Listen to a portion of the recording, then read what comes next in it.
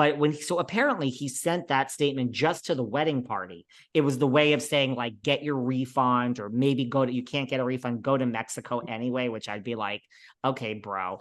But when he said like, you know, don't know the exact words he said, like, you know, and Lindsay is very upset, to me, see, like your eyes are getting big. It's like, if you want to make a statement, and then apparently someone that got that leaked it. That's how it got out to the press. Like, it went to someone in the wedding party. First of all, this isn't your first minute at the rodeo. If you're sending this to everyone in your wedding party, you don't think maybe this is getting leaked to the Daily Mail or Page Six or something? But when you start to say, like, you know, from the bottom of my heart, and then you say Lindsay's very upset. Well, listen, dude, you broke up with your fiance. You don't get to speak to the for the little woman no more. It was very misogynistic. Like, Lindsay's very upset, and I'm like, now you're saying this about the woman, like, poor thing, and like, I don't think you should speak for her, dude. It's over. It's over. It's way over. That bothered me. Why are you? So you're making your statement. I don't think you should speak for anyone but yourself, right? Yeah, because apparently they haven't spoken in 2 weeks. You know, they have not spoken since he broke it off. She came out and dropped her statement, which essentially said, this was not my decision. I'm heartbroken beyond belief. My whole life as I knew it was ripped out from underneath me. I'm, you know, I mean, I don't think she used the word embarrassed, but she's like, I'm just, you know. I think she did. I think she said something like that she was embarrassed. She's embarrassed. She, you know, this isn't her call. She was madly in love. You know, since then, I've seen Captain Lee and other people come out and say the affair rumors and the pregnancy rumors are absolutely not true. Right. And that then I've heard, you know, and it seems to me that somebody is leaking, right, all these stories. You know, now it's the narrative is, well, Lindsay, you know, would drink, and Carl really had an issue with that. And, you know, over time it festered, even though she wasn't like, you know, a full drinker, but she'd go out with her girlfriends and have a night out, probably come back drunk or whatever. And, you know, she didn't have a problem with alcohol, but for Carl, that was too much. Now, I could, you know, for somebody that's in the program who's lost their brother to addiction, I mean, I could see that that would be an issue. You know, that's something, I mean, they've been together how many years now? 2 or 3 years, right? But they've known each other for like 8 years. And listen, I have a lot of friends that are sober, and it's like, don't ever think we're going out to dinner, and I'm not having two. I won't have less than 2 martinis. Yeah, but your friend is different than if you're getting married to somebody, you know, I mean, that's sure.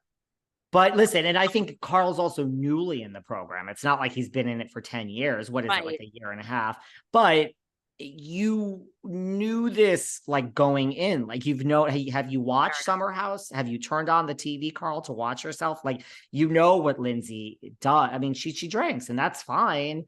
Maybe that is the problem, and that's a valid problem. But it seems like, because I've also heard now there's also the narrative that, like, difficult Lindsay, emotional high maintenance. So, like, listen, there's a lot of things out there that she was the trouble, and, he's liking some posts that's like, saying like toxic people. I don't know. I really think we need to know more about this. I mean, she was very clear that, like, that is not my statement.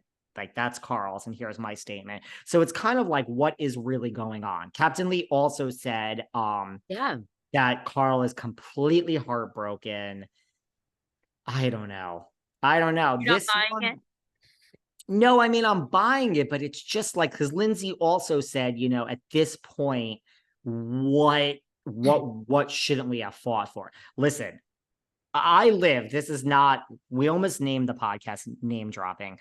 I lived in New York in the same building as Nicole Kidman and Calvin Klein and Hugh Jackman. So I know Hugh Jackman and Deborah Lee. I know them. I used to live at this. You asked me about Kyle and Mauricio. Poof, I'm not shocked. It was Scandival. Deborah Lee and Hugh shocks the hell out of me. What after 27 years can't you work on? So that's kind of Lindsay's point in this thing of, like, couldn't we have worked? But I don't know. I mean, it's why go through with it if you're not sure? But you know how I didn't feel for Ariana at all, and I'm like, whatever. I feel for Lindsay. I don't know why I have the difference in me, but I feel this is just a girl that we've seen for so many seasons in Summer House just want love, and then like to be marrying your best friend. And I mean, imagine if you really in your mind thought that in 2 weeks that was it was over. See, this is the problem I have with marriage, Sarah. This is the problem I have with marriage. As Goldie Hawn and Kurt Russell say, every day they chose to stay. I get it. I get that. It's not like, okay, in 2 weeks we're getting married and then I can relax. I have a lot of friends that think like that. Like, oof, I just need to walk down the aisle. Just like you said, Sarah Fraser, you went for 10 years for counseling before you got married and all this other shit. Getting married is not like, oh, now it's off. No, the person could walk down to the lawyer's office tomorrow and file. Like, it doesn't solve the problems, but I still feel bad that Lindsay probably thought that, yeah, my life is over. I'm set for the rest of my life. I'm married, everything I wanted, kids, how many kids, what should we name? I mean, oh man. Yeah, it's really, yeah. My husband and I were together. We've been together 10 years, married for 4, in counseling probably 6, I guess. I mean, we both say marriage is work. It's true. What Goldie and Kurt say, I mean, you do have to choose it every day. You have to choose it. You have to work at it.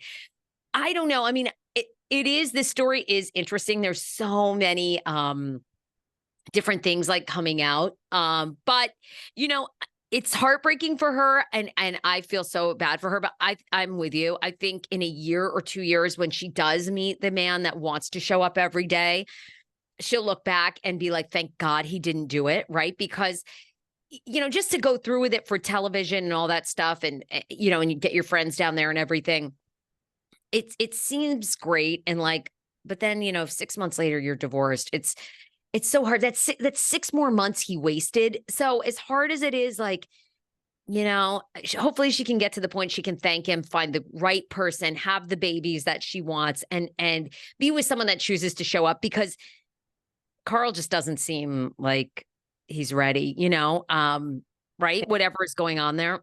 And that's the thing. I don't know why I felt so angry at Carl. It's just like, you did the right thing, but it's just like one of those like man babies that it's like, figure your shit out before you lead us, right? Like, again, why did you put the roses? Why did you propose? Why did you do all this if you weren't sure? And that's okay, David. I'm making a lot of assumptions, right? Because you could really mean it in a minute. And then, I don't know, I'm just angry at Carl for some reason. See, maybe the Ozempic is kicking into my system. I'm getting angry again. Yeah, you know what though? I mean, here we are now. Andy Cohen is saying, oh, trust me, just watch the new season of Beverly Hills and it will all make sense between Mauricio and Kyle. Now we have the Summer House boys. We have Craig, who's dating Paige, who's like, oh, just wait, just watch Summer House. It'll all make sense.